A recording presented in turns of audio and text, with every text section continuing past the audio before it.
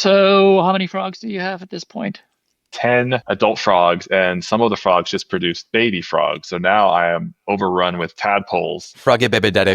XOD! Extraordinary Dad! What do they look like? Extraordinary Dad! Where can you find them? Extraordinary Dad!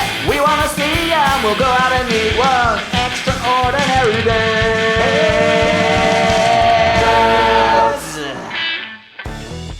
Hello, and welcome to another episode of the Extraordinary Dads podcast. I'm Matthew Mari Chiba.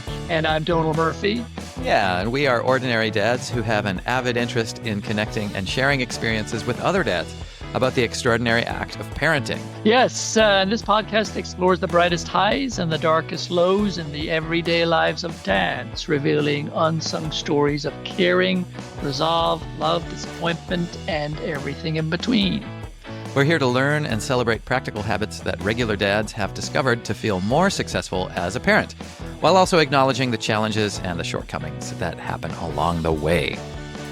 Yeah, we've got a great episode in store for our listeners today. We are interviewing Jeremy Gendelman, who is actually a former colleague of mine who I had a great working relationship with. And he's not only a great marketing professional, but he's a great human being. So we will get to that episode momentarily. Yeah, Jeremy is a new dad, so we'll be having a deep dive into the experience of the new daddy. Before we get there... New daddy. Not the old daddy, but the new daddy. Yeah. Because we're the old daddies. Is it creepy? Maybe it was the tone of voice. New daddy. Yeah. Who's your new daddy? Oh God! So Donal, I'm even creeped out by this. Perfect. Well, I've accomplished my goal here in the first 55 seconds. Donal, aside from being creeped out, what's going on? Is there anything you're super proud about, super challenged about, or some practical nugget that's working for you this week? Yeah. So coming into this episode, I think that I can knock them all down with one thing that's going on in my life. So overachiever.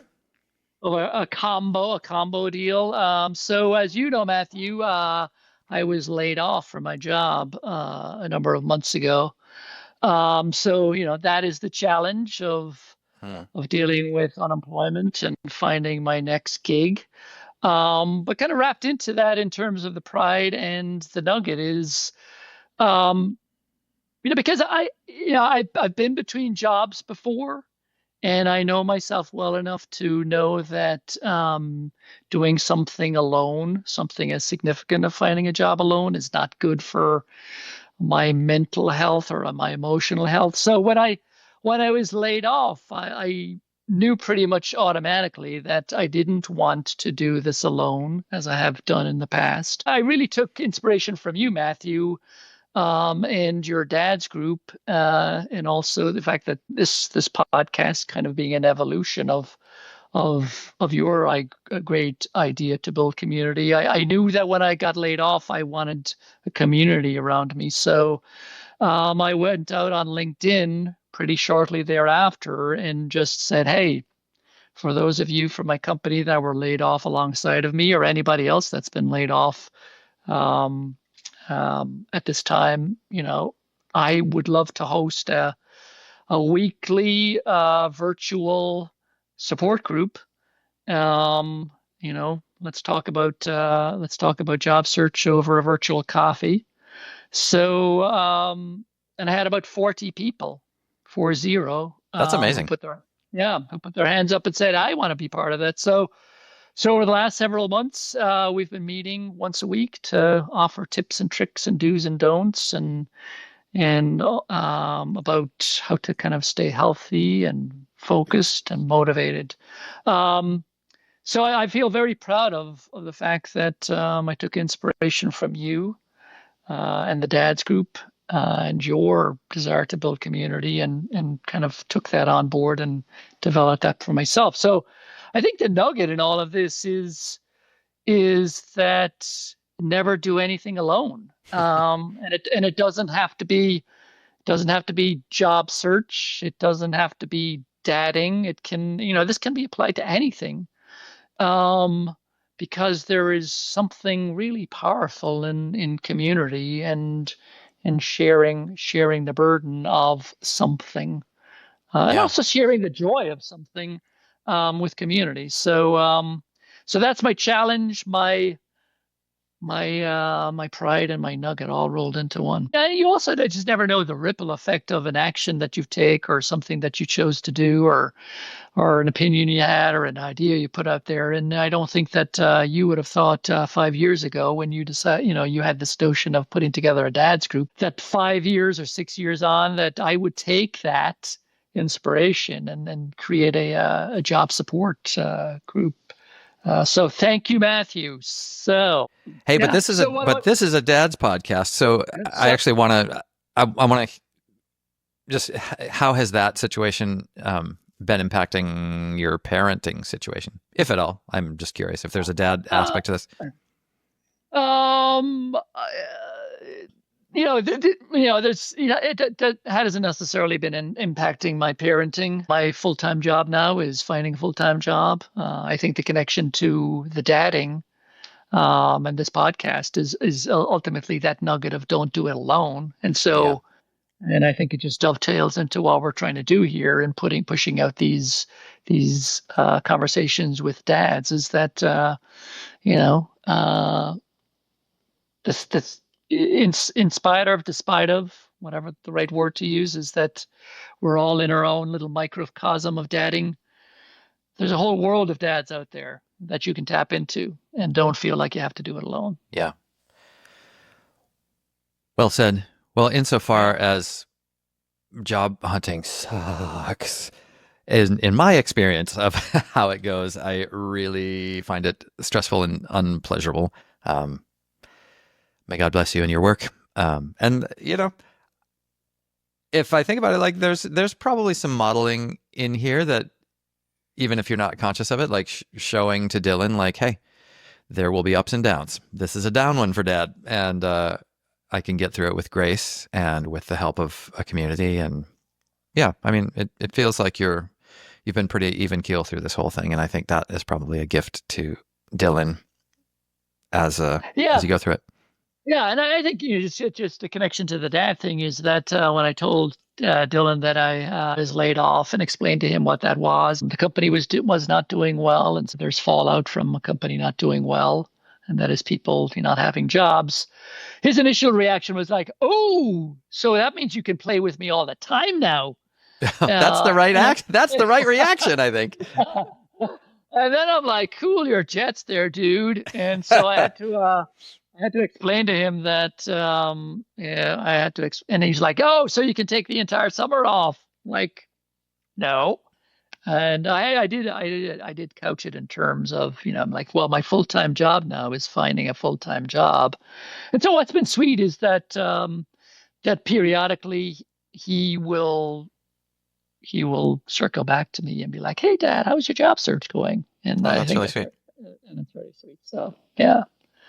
So less about me, Matthew, and more about you. What's going on in your life right now? Well, we're deep in the summer. We've had our early summer family vacation. We're back home, and in the summer, I hate to call it a grind.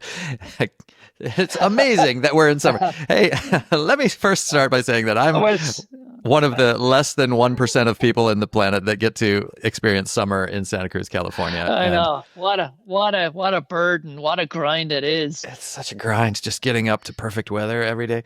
But be that as it may, we're parents. We have to drop our kids off at camps and go about our work lives. And anyway, so we're in the middle of that routine, let me call it, not a grind. And I find myself, so at the moment, the kids are coming home at 1:00, and then they've got the rest of their day while Serena and I, try to round out our workday. And I feel like there's this aspect of them just expecting, us to, we Yeah. have provisioned a camp for them in the morning hours. And so what will our camp experience be to keep us Yeah. entertained in the afternoon? And I was not signing up for that responsibility. And I feel like there's work to be done by me and Serena in the whole, like, I would love for them to have great expectations of, like, here's what you can do in the afternoon. It's a bunch of Yeah. things, even Yeah. going outside of our comfort zone, our present comfort zone of, like, you can organize a play date with your friend on your own, and you can go over there and do, let us know where we're going to go, Yeah. and then go take care of your own needs for companionship. And because I'm feeling annoyed with how things are going, I feel like we've got some room for growth right now. I'm sure I'm not alone, as you. No, you're not. Yeah, you're not alone, because Dylan has been, through the summer has had some half-day camps, and I pick him up and feed him lunch, and then he looks at me and be like, "Okay, what are we doing now?" I'm like, What are we doing now? We aren't doing anything, said the jackass dad. like, figure it out. Yeah. Well, I won't go into a long-winded old man rant as I'm wont to do, but yeah, I mean, growing up, it was so like summer was your free time. Mom and dad were not worried about what you were doing, and we could get up to all sorts of good, bad, and Yeah. ugly, and we were free to do it. And Yeah. I'm sort of reconsidering, like, I need to create more of a container where our kids can go out. Hopefully less of the bad, less of the ugly, but like there's room for us to give them some autonomy that I don't think we're doing right now. So Yeah. that's my challenge, and hopefully my my proud the next time we talk, I will have solved it all. Okay. So shall we get into this episode? Yeah, let's drop into our interview with Jeremy. Okay, here we go. Extraordinary Dads! Well, welcome to this episode of the Extraordinary Dads podcast, and we are delighted to have Jeremy Gendelman join our episode today. And I know Jeremy because he and I worked together. We are former colleagues, and somebody who I deeply respect as a former colleague and a great human being. And we were intrigued and motivated to have Jeremy on because he is a dad of an 18-month-old. So we just wanted to get his perspectives on, probably, hopefully not at this point in time, but wanted to get his perspectives on the sleep deprived, under showered, barely functioning, early baby months, and his ability to offer any perspectives to new dads on that whole process. So, Jeremy, welcome. And do you want to give our listeners just a thumbnail sketch of who you are and where you are and what you do and all of that, and your family situation? Yeah, sure. Thanks, Donal. Like you said, I'm Jeremy, and I live in Denver, Colorado, with my wife Brett and our 18-month-old, whose name is Remy. I work in the marketing field, and I used to work with Mr. Donal here, like he mentioned. That's how we know each other. Yeah, I was born and raised in Colorado. We love to do stuff outside. I played sports growing up, went to school here, and so definitely a Colorado born and raised guy, and just navigating life as a new dad at the moment. And would you go on record as saying, and I don't want to put words in your mouth, would you go on record as saying that I was the best coworker you've ever worked with? Is that true? I've seen that on the internet. Yeah, you're definitely in the top 10. Top 10? I'd don't- say top 3. I'd say top 3. Okay. Top 3? Cut that. Good cut recovery. that. I don't even know if I know the name of 10 of my coworkers. Top 10 is like, well, he was a coworker. No, Donal was the guy that I always went to, and that when I was frustrated with other things going on, and we had a good working relationship in that way. So yeah, definitely loved working with Mr. Donal. Well, I just have to off episode. You're going to have to tell me who the other two are, so I can Hunt them down. I can either feel very crestfallen or realize that your standards are low or high. Yeah. Anyway, welcome to the episode. It's good to hear your voice, and thanks for joining us. So, I guess I would just open this conversation up by asking you, 18 months in, are the sleep deprived days over? Are the undershower days over? Are the sense of overwhelm over? Are you still navigating through that in some respects?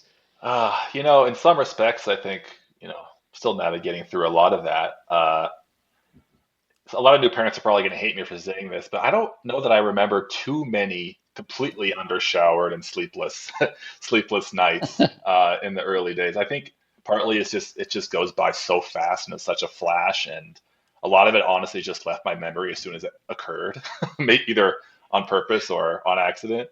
So I think that's that evolutionary safeguard of like make them forget all the bad stuff. exactly, make them forget so they can have a second, and so they don't remember how hard it was. And were you And working? Was she working through this whole thing, or what? How intensive of your hands-on care was going on?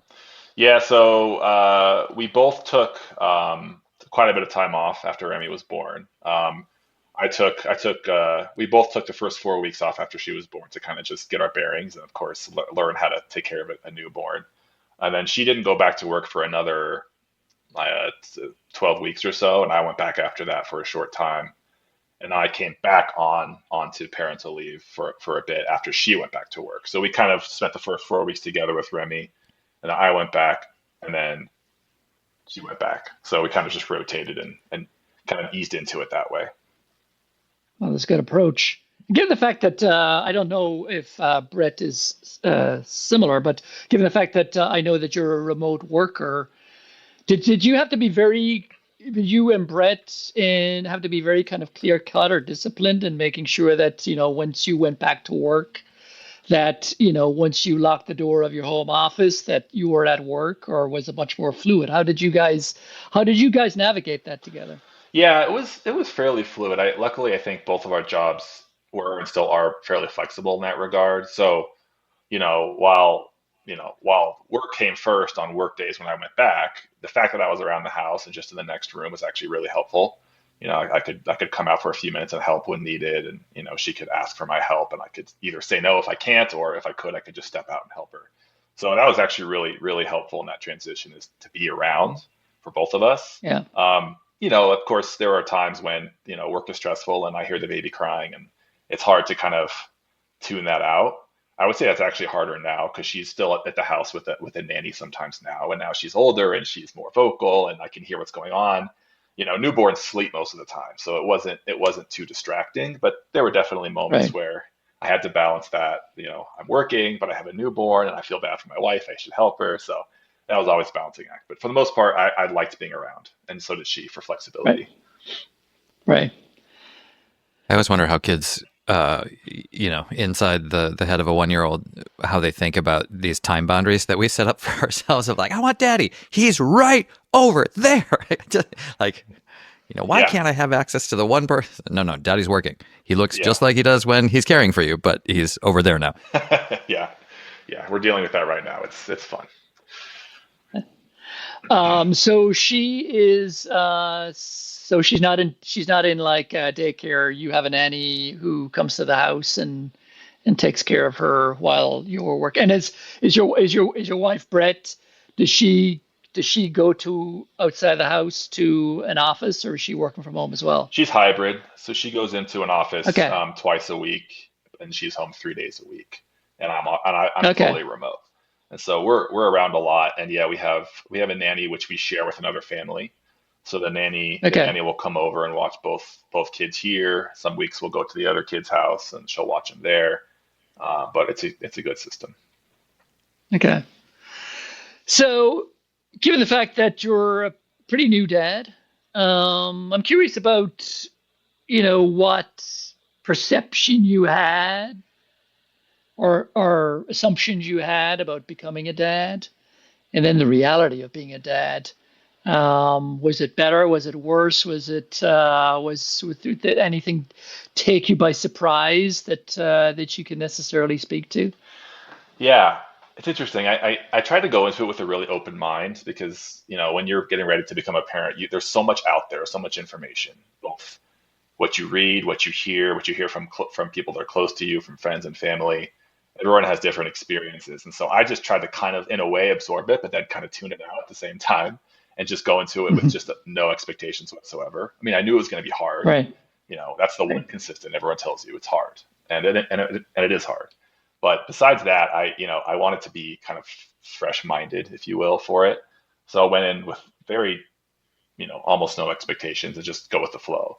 And and when she came, actually, funny story. The other expectation I did have is, we did some birthing classes and things like that, and a lot of it was talking about how labor happens, and like how usually labor is a very long, drawn out process, and you have time to kind of like work on breathing exercises and different positions, and once you get to the hospital, you can take a bath and you can walk around and like, and Brett's labor ended up being like 6 hours, which from what I Huh. understand is pretty short. And so there was no time for any of that. And it was just You're like, immediate. where's the bath? Where's my Where's the opportunity to pampering? like take breaths with my wife so we both can calm down? Yeah. And so that was like right off the bat, my expectations were destroyed with that because the labor process was so fast for us. And it was like speeding to the hospital and like barely getting the drugs in and all that kind of stuff. So You got the movie version of childbirth. yeah, I know. On the way to the hospital, I was thinking, what if I like have to pull over and like give birth to my own like like having these terrible thoughts. You see that in movies, but you never think it actually happens. And it didn't, of course, so it's all good. But that was the first experience of my expectations being blown out of the water, and ever since then, I've just been kind of just going with the flow and doing what you got to do. I'm actually curious, was that a disappointment for you? Were you and Brett, were you like, oh man, we were gonna, have this intense bonding experience and I didn't get it? Or was it just like, whoa, I guess I just gotta go with flow? Once it was all done, we were happy that it happened that way because it's less time of her suffering during labor. So I would say during it was freaky and I was scared and not sure, I didn't know what was going on and it was just all happening so fast. But like I said, afterward, we were like, if we had to do it again, obviously we'd get to the hospital a little sooner, but we liked the short process. I think you got the better end of that deal, Yeah. having done In the other retrospect, yeah. the 2 day ending in cesarean option myself. Well, Oh, having done the whole thing myself, saying nothing of my wife's experience. No, anyway, we did the opposite of that, and it was long and painful. yeah. Um, and let's focus on week one. Did you have the like, and the world changed kind of experience, or were you in the like, and nothing changed? I don't feel, it seems like guys can go kind of one of two ways of like, I don't feel any different, or yeah, how was it for you? Yeah, I think it was sort of a deer in the headlights moment a little bit where like everything did change, but I didn't have time to think about it. You just have to dive in head first. And with all the wake ups to eat in the middle of the night and just like learning how to care for this living creature that you just created, it's just kind of it just all kind of happens. And and yeah, so it just kind of deer in the headlights, wondering what happened and going with flow. Now, given the fact you were a local lad, did you have family, and did Brett have family that you guys could rely on for support? Were your, I don't know, your parents or your siblings or her parents or siblings waiting at the house with cooked meals and warm blankets and the like, Oh or yeah. how was that experience? They were waiting. Yes, we were both born and raised here, like I said, so we have lots of family around.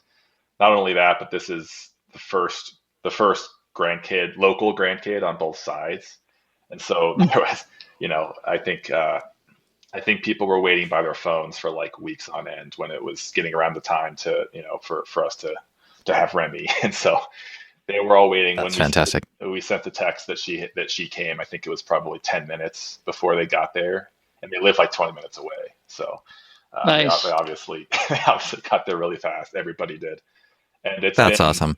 it's been a huge like advantage, I think, for us, and blessing to have that many people around just through this first year and a half, having help, having babysitters, having people that can give us advice, support whenever we need it.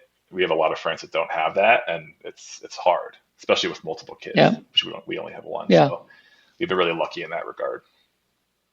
I'm curious because you do have a nanny and you share a nanny with another family. Was there ever any talk or any offering from your extended family that that's maybe the grandparents, for example, would be the caregivers when you and Brett went back to work, or did you not want to go down Yeah. that route?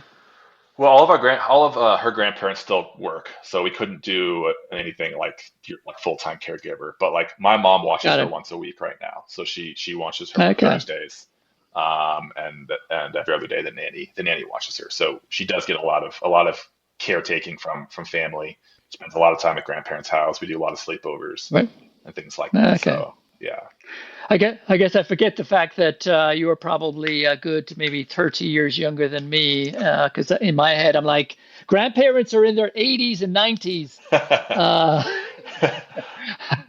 and not still working. Yeah, luckily they're also pretty good shape. They're getting older, but they're still mobile and very much willing and able to take care of the kids. So Yeah, yeah. Well, it's great that you have that family support. I guess Matthew and I were recently interviewed another guest who, and we were just talking about the fact that both Matthew and I and the guest do not live in our hometowns, and so the luxury of having extended family to help out is not available to us, and kind of we're kind of just talking about that and kind of just wishing that it were different. So Yeah, it's one of it's great. the of the few regrets I really carry. One of them is that I'm not closer to family, and that my parents don't have hands-on time with my kids. yeah. Can I ask? So how many weeks in, or hours, weeks, months in until you handed the keys over to a grandparent or someone, and like, we're gonna go out. You stay here with baby. That's a good question. When was our first? I feel like it couldn't have been too long after. I mean, obviously, I think the first couple months we stayed pretty close Yeah. because we wanted to and had to. Um, I think we probably had one of our grandparents come over to watch her for a few hours one night, maybe when she was 4 or 5 months old. So Brett and I could go out and have dinner and get a rest. Yeah. So Well, now pretty I soon. understand why you were showered that whole time. That is one reason. Yeah, yeah, we definitely had some help. That, and again, parents are going to hate me for saying this. We were blessed with a pretty good sleeper. She even as a newborn, like she woke up to eat like all newborns do, but other than that, she slept pretty well. So that definitely helped. And in terms of the rituals, the routines, Remy's biological clock. Was Brett taking sole responsibility for waking up at night and feeding her? Did she pump, and then you had an opportunity to wake up? How did you guys structure those initial few months as a couple? Yeah. Again, going into it, we just kind of, we're a pretty good team, and so we, even before Remy came around, we just kind of fell into certain habits, even just taking care of the house and taking care of each other, that just kind of worked for us. And the same thing kind of happened with Remy.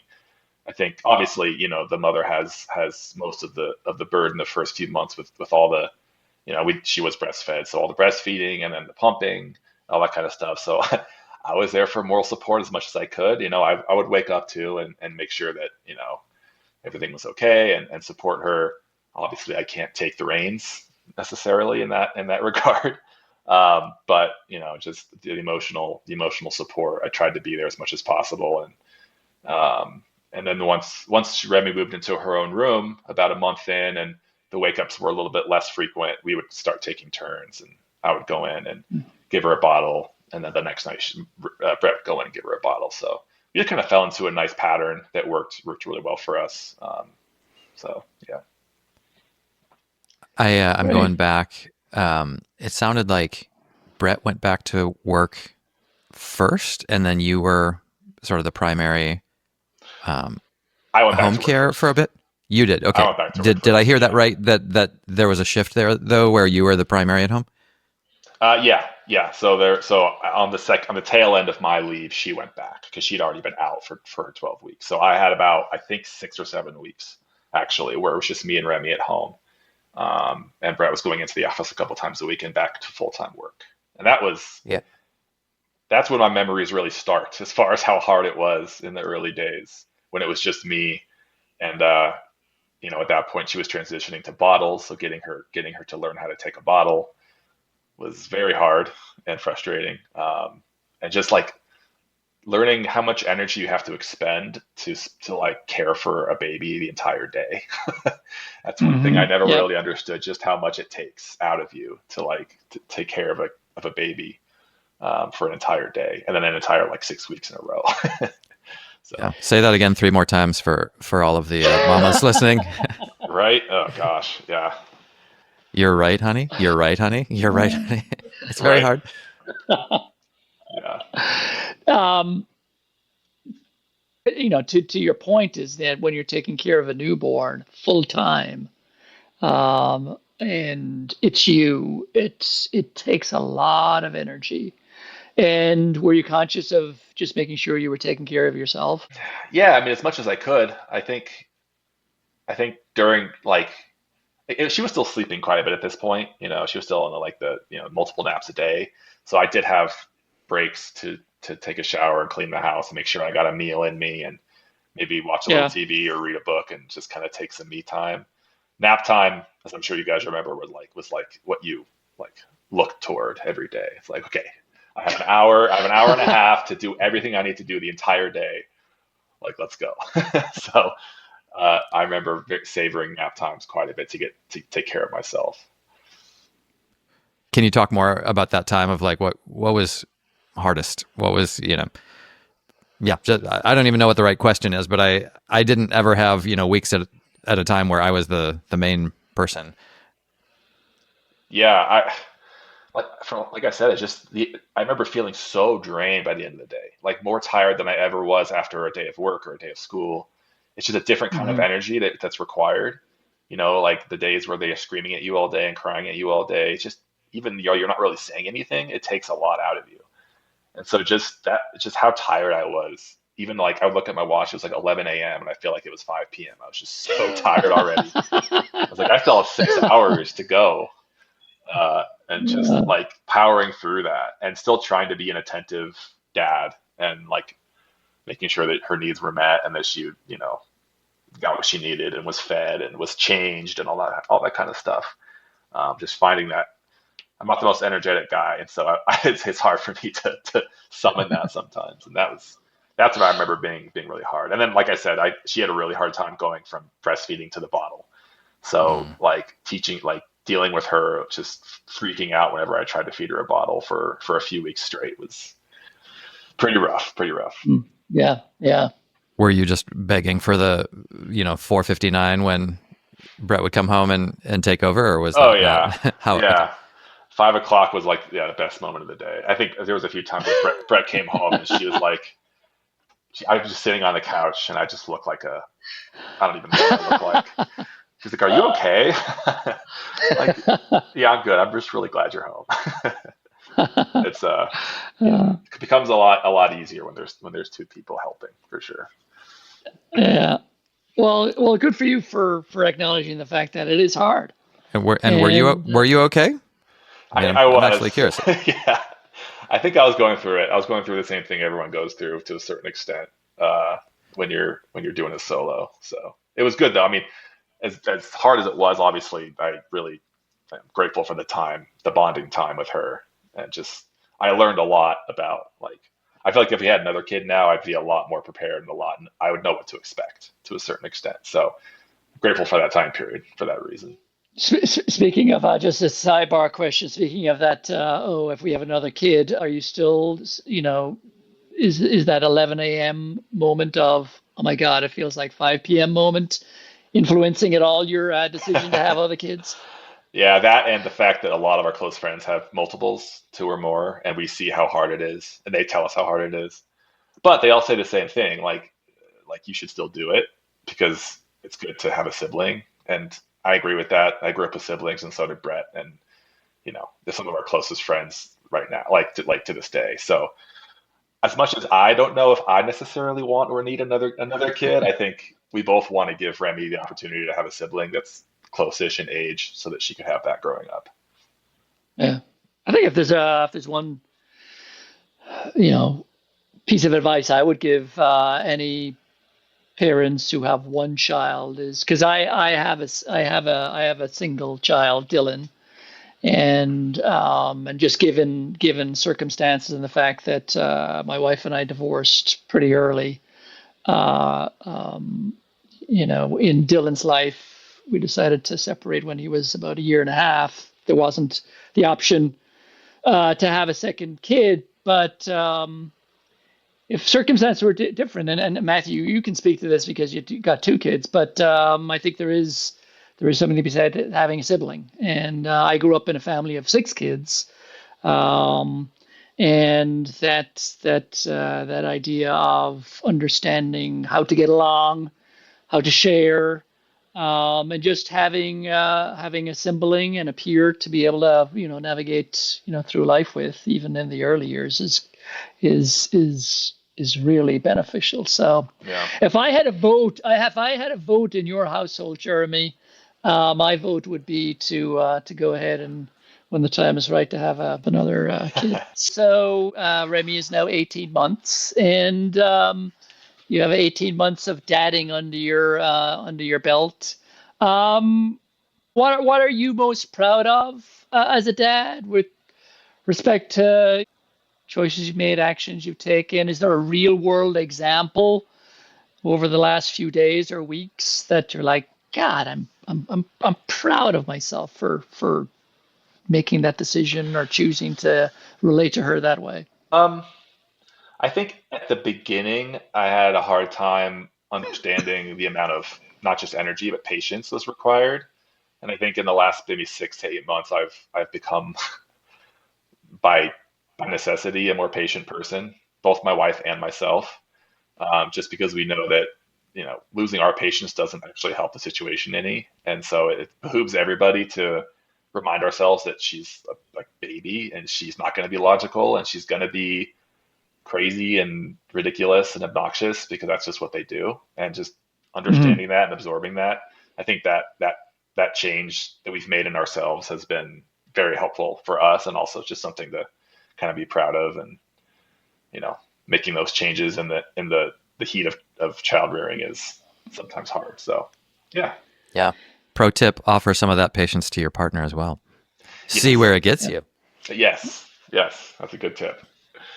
Uh, I'm not very good at it, uh, but it's yeah. I mean, It's the hard. cultivation of patience is a virtue. It is kind of wild that child rearing, cultivates Yeah. a lot of the good qualities, or It's can. and it's funny too because before Remy came around, I think Brett and I would both agree that she was the less patient one and I was the more patient one. But since mm, Remy came around, it's either even or I'm actually less patient, which is interesting. Like the way you react differently to the world once you have a kid. right. Um, where is your patience most tried? Is there particular situations where certain behaviors that Remy is exhibiting where you're like, God, I hate that, and that really pushes your button? Not as much now. We're about to get into those toddler years where I know things are going to start coming around that kind of start testing me again. But we're in a kind of an in between period right now. I think the first year, I was amazed at how quickly I would lose patience when she started like crying and screaming.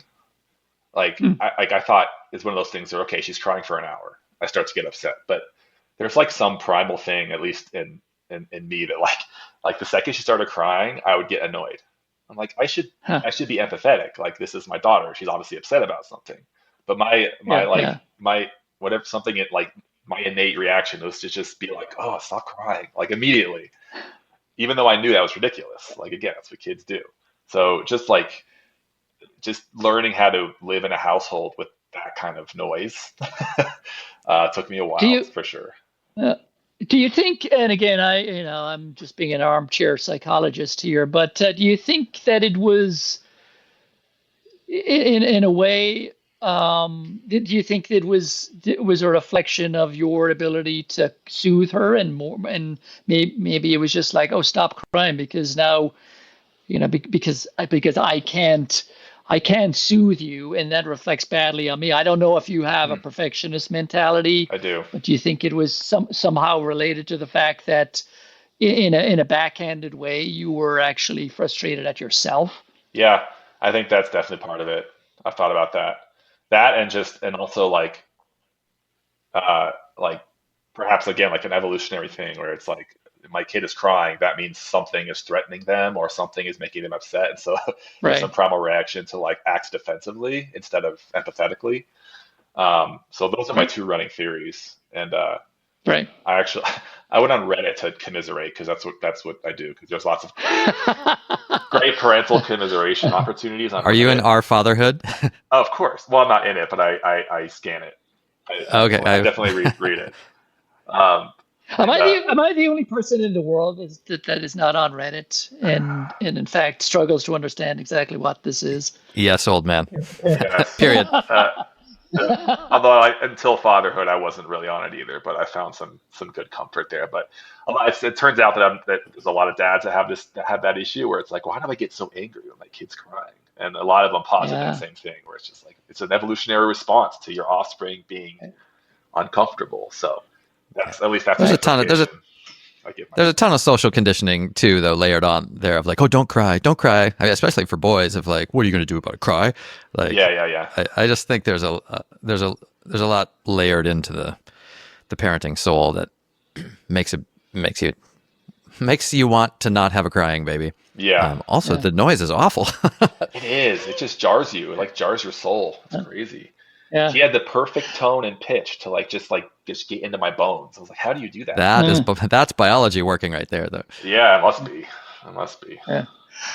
And maybe you've just answered the question, but is there a least proud moment as being a dad? Is it that just your inability to be compassionate towards your daughter when she's crying?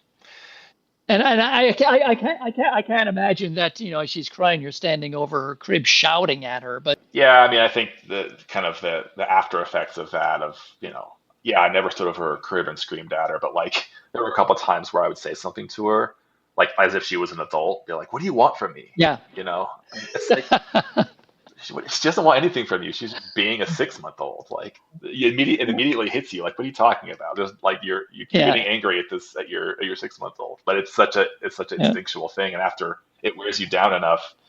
So there's been several moments where I've said something like that to her, where I'm like, that doesn't make any sense. Like that's not gonna, she doesn't understand you. She's just being a baby.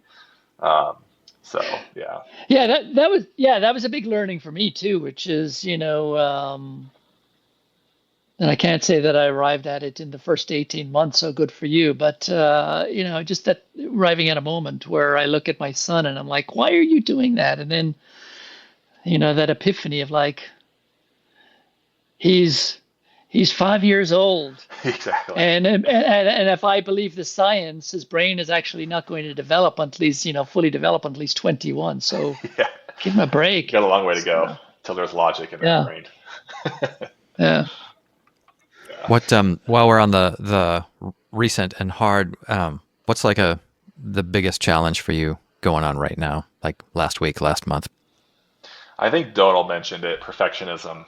I have a perfectionist tendencies for sure in most aspects of my life, and there's nothing perfect about raising a kid, obviously, and especially at this age, going to toddler years. Just like learning how to be okay with things going a little bit off kilter, off plan, even from things like, this past week Brett and I were both out of town. She was in New York for a conference, and I actually flew out and met her and took a couple of days off, and we tooled around the city a little bit, and Remy was here Nice. with grandparents, and I had to tell myself to stop thinking about the fact that maybe she's not getting like as many hours of sleep as she's getting at home. Like maybe grandparents are letting her stay up too late. Maybe they're giving her too many yogurts and too much sugar. Like I just kept thinking about all these things. Like maybe is she missing Glass us? of wine. Glass, yeah, right. Like does she miss us too much? Does she not miss us enough? Like is she gonna forget that we're her parents? All these crazy things that like I've just become so attuned to. But it's all perfectionism. It's all just wanting everything to go just so the way I think her upbringing should go. But it's not. It's not possible, and it's not the way life goes. Yeah. And some of the magic of grandparent time and aunts and uncles is that it is a break from the routine. It's like you are not getting exactly what you get when you're with me. And that's great. You get more ice cream, less judgment, or whatever. Yeah, and new Hopefully places it's to sleep, and getting comfortable sleeping in new places, and being with different people. That's what I try to tell myself. I'm like, it's good. It's not bad. It's a good thing. maybe you just answered it. I was going to ask, do you have a cure, or how do you, Get overcome that? past it. I'm still working on it, I think. But just like taking a breath and reminding myself, like she's like her basic needs are met. Like she's good. She's well fed. She's healthy. Knock on wood. Like she's got a great family. Like yes, her days are going to vary a little bit. Yes, the nanny or grandparent might do something a little bit differently than you do it. But like just remember that she's she's healthy and good. Yeah, and I think the thing to remember too is that, and sorry, was it your parents that she stayed with while you and Brett were out of town, or was it Brett's Actually, parents? both. She started with Brett's Okay, mom, and then they okay, transferred to my grandparents. okay. So here's the deal. You have always come across to me as a very evolved and decent human being. And given that you probably married somebody similar, and the fact that your parents actually raised you should maybe perhaps give you some comfort that they're going to do just fine with your daughter. Yes, yes. I definitely am comfortable, and I feel that she's always safe when she's with them.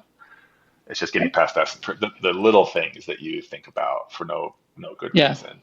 Um, yeah, but yeah, yes, definitely, she's definitely in good hands with her grandparents. I know that. yeah. Speaking of grandparents, and I think this might be a good segue into talking about your relationship with your dad, if we may. And is there any example of love and connection with your dad growing up that stands out that kind of maybe informs your own approach to parenthood? Yeah, my dad and my mom were both really, really present in my life growing up. Lots of good memories. I think my dad did work a lot and he And, traveled and a bit, but And so, sorry, can I just ask if I mhm. may, the family situation? Did you have siblings? Yeah, two sisters, one older, one younger. Okay, got it. Yeah. So we all grew up with both my parents in the house, and my dad was always, he worked. My mom mostly was at home with the kids, although she actually worked for him a little bit. What did your dad do for a living? He's in the oil and gas business, so oil and gas Okay, exploration. And so he traveled a lot, but I still have memories of him being very present. Like when he was home, he was with us. Like he was present. He was playing with us. And that's one of my biggest memories with my dad growing up is how like just playing, like going in the backyard, taking the soccer ball, throwing the football, playing with cars, just like throwing the ball back and nice. forth. Like I think that's really important. Is just that like pure play with your parents, and that's what I try to do the same thing with Remy because those are some of my first memories of just like playing with my dad and having such a good time, and like it makes you look up to him, you know, more Yeah, in a positive way. And so I have a lot yeah. of lot of good memories of that, and just you know, he Do, also do like you, go ahead. was that his, was that, to use the phrase, was that his, do you think that was his love language? Just being with you, playing with you? Did it evolve over time there, where you guys developed an emotional relationship where you saw him as a confidant or an emotion support? Um, I don't know. He's not the most emotional of guys for sure. I don't remember Uh-huh. having a lot of deep emotional conversations with him, but just his Right. presence and just how he supported us kids and how he took care of us and how he made sure we were always provided for. That in and of Yeah. itself, I think, kind of provided that comfort. Yeah, nice. So it seems that that experience of being present, playing, um, just being around, has influenced, your present behavior with Remy then. Yeah, and it's a lot harder now to be present with your kid because there's so many distractions and technology, and that's another thing that Brett and I have been talking about and want to work on, and because we have plans like most naive young parents probably about device usage and like being present and like keeping social Yeah. media to a limit, and so we're trying to exhibit that behavior starting as soon as possible so that she could grow up with that same thing and just being fully present with her is definitely sometimes we notice like if she's playing next to us happily playing and we're both just on our phones like scrolling or texting, it's just like what are we doing, like Right. we're missing good Yeah. moments, we're missing the opportunity to interact with her even though she's happy playing by herself, like we should still be present in the room and not just be in phone world. It's Yeah. just so that's definitely something that my dad instilled in me that I want to instill in her. That's definitely a challenge. It's more so these days, but Devices are so insidious. they really There's are.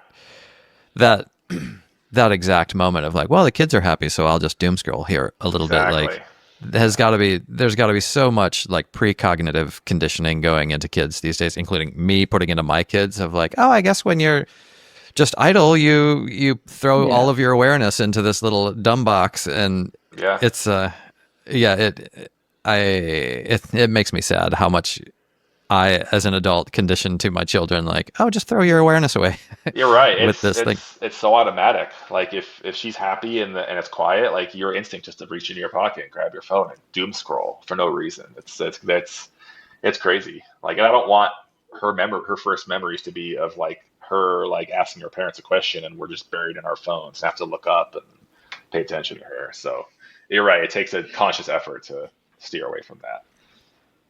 God, I hope that's not one of my children's like core memories of their parents. Like I say sometimes of like, there's kind of like 5 memories that I really have of my childhood. And my parents were either being good or bad, but they didn't know when those moments were going to happen. And like, so, Yeah. at any time that moment could happen for me. And I hope it's not, Mayana asking some really important question to her and me being like, yeah, but hold on. What does our fatherhood say about what is some other father Yeah. experiencing right now? Hold on. Let me check Reddit.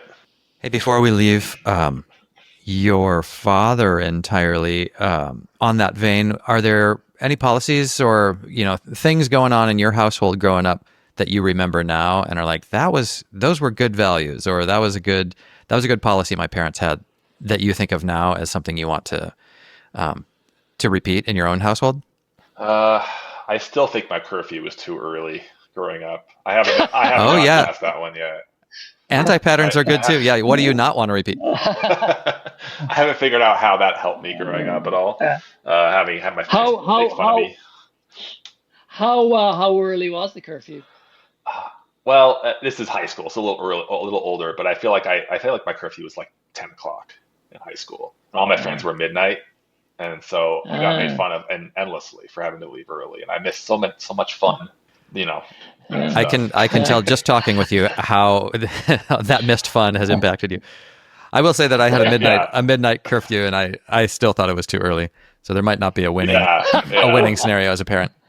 Yeah, I mean, yeah. So I think my parents were maybe a little more.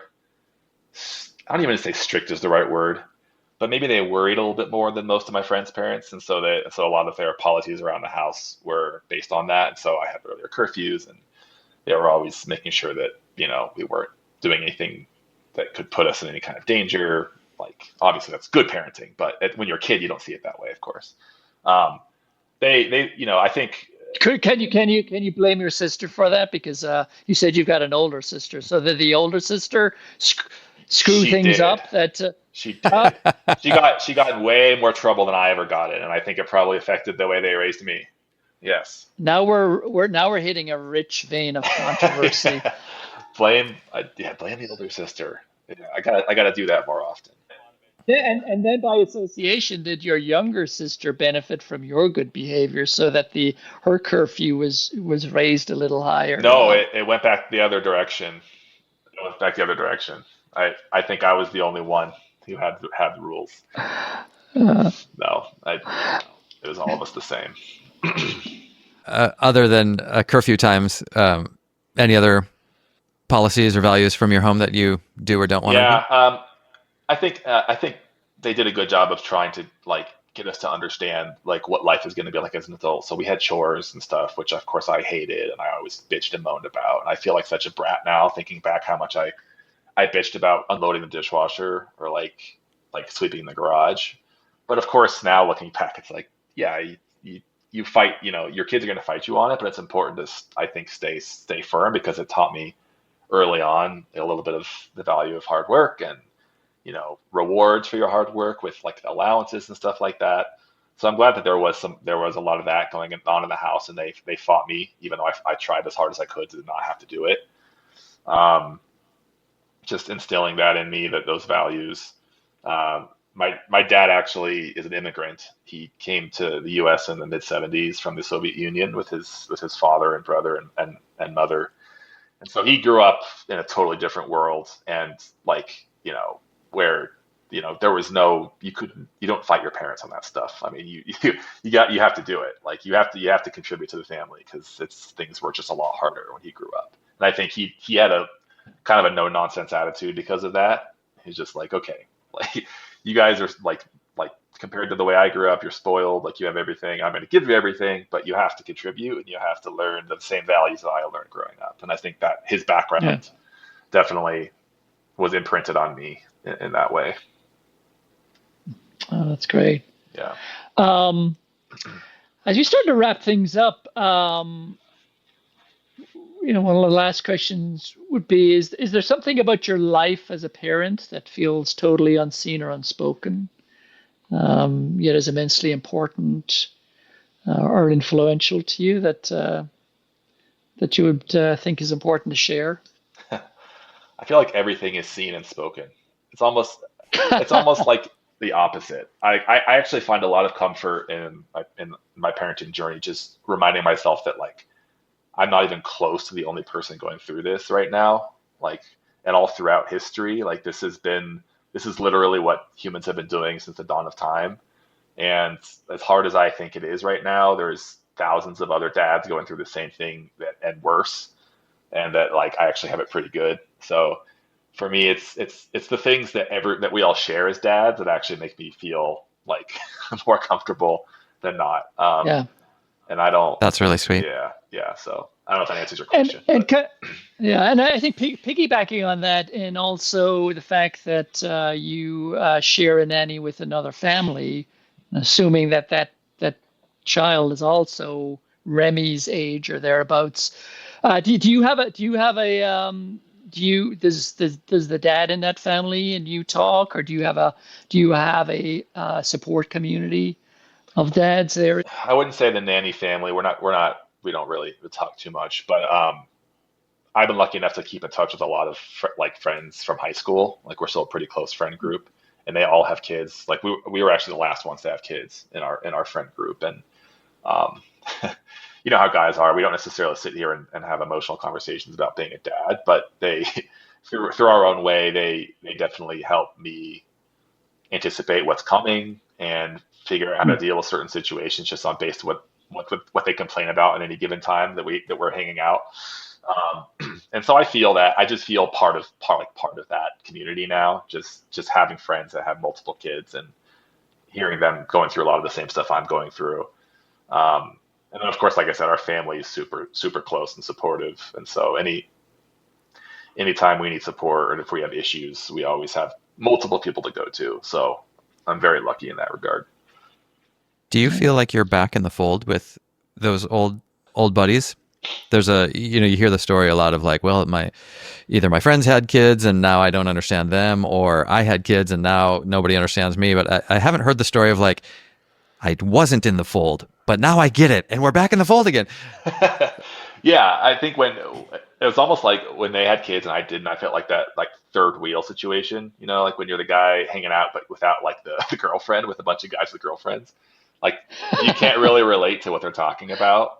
And like I didn't understand for the longest time like why I only see them like twice a year now. Like we used to hang out all the time. Like what's the deal? We all live in Denver. Not all of us, but most of us live in Denver. So I'm like, why don't we hang out? And then I had kids and I was like, oh, now I know why we never hang out.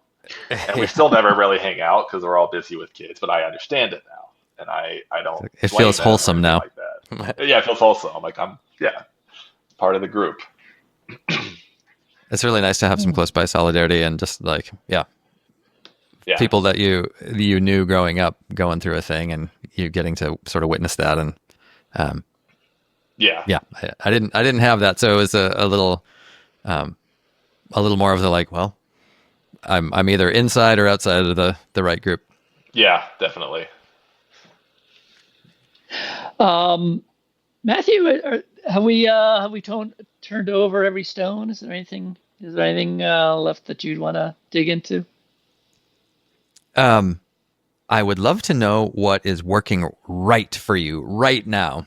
It was one of the earlier questions. We didn't hit on it, but we can end on a high note. What's something working for you right now that you're like, oh, I've finally cracked the code? Oh man. I think I've started to see the effects of, we talked about being present. And I think I'm starting to see the effects of that in her behavior.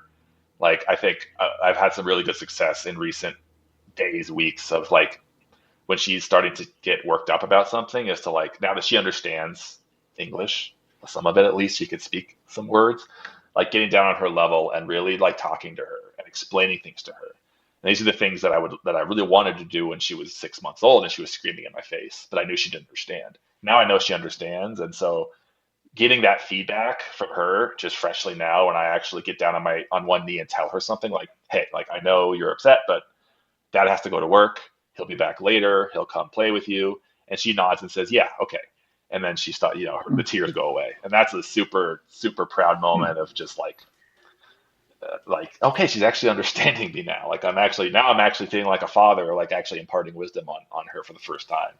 And so I've noticed a change in her behavior using that tactic instead of just wishing I could talk to her. Like just try, like explain it to her and see if she gets it. And surprisingly, she gets it more often than not. So yeah, that's awesome.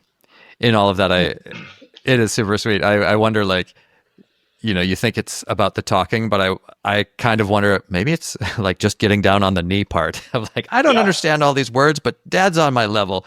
So I'm going to, up my emotional game or whatever. Yeah, that could very well be just like again, being fully present, getting on her level and making it then like just talking to her. Yeah. Well, that's really sweet. Congratulations on cracking that code.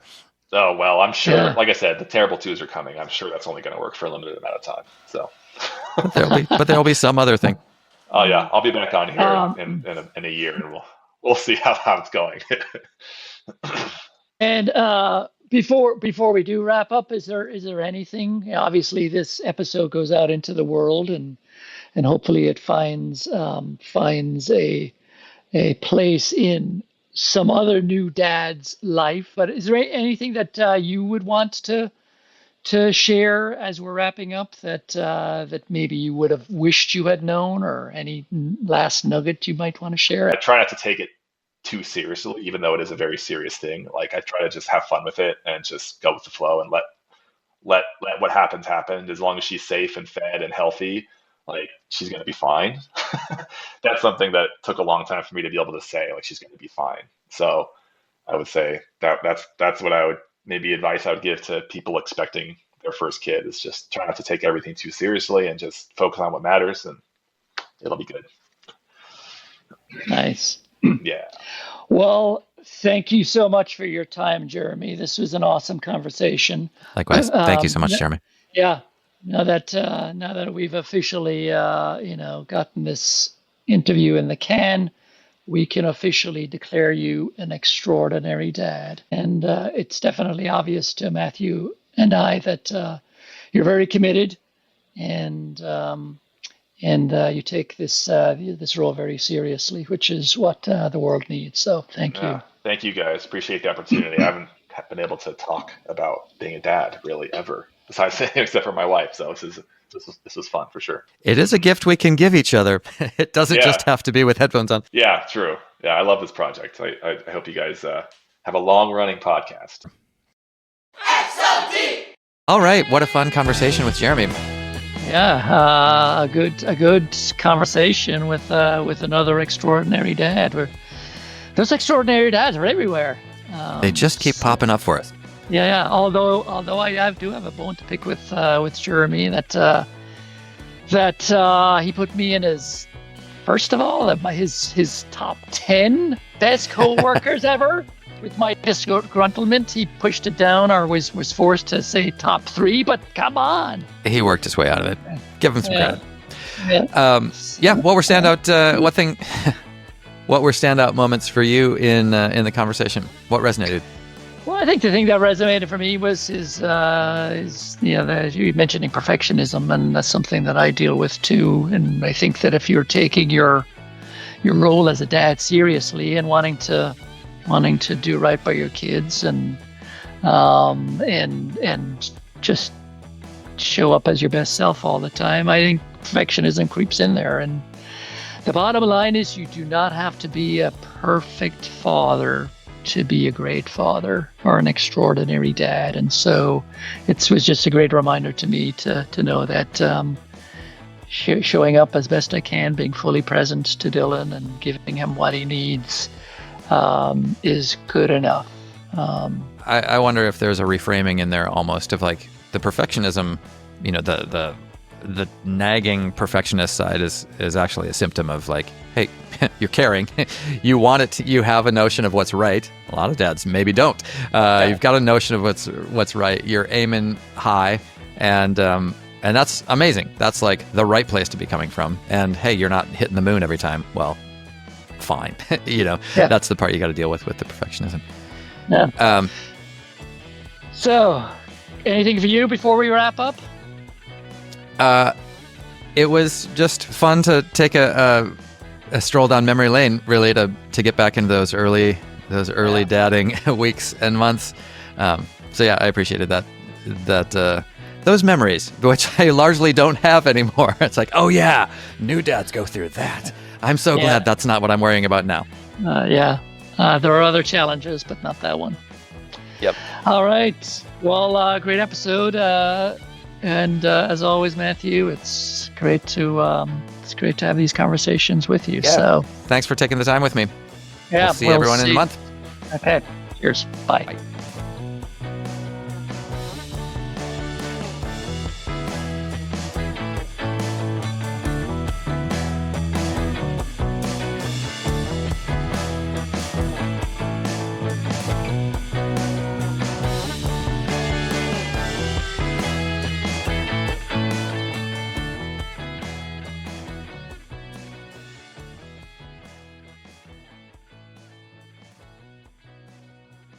Dad.